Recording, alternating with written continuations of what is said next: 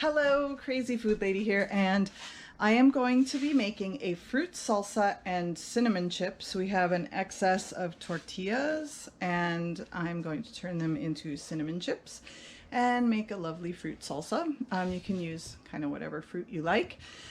Once I pull everything out of the refrigerator, I'll tell you what I'm using. So yes, I hope this is a good adventure for all of us.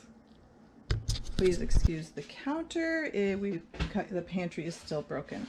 So we are going to be using raspberries and blackberries, which we bought specifically for this. We have a abundance of apples and oranges, so we're going to use some of those. Probably not all of these, because some of these might not be so good. We got some blueberries. We're going to use a little bit of jam.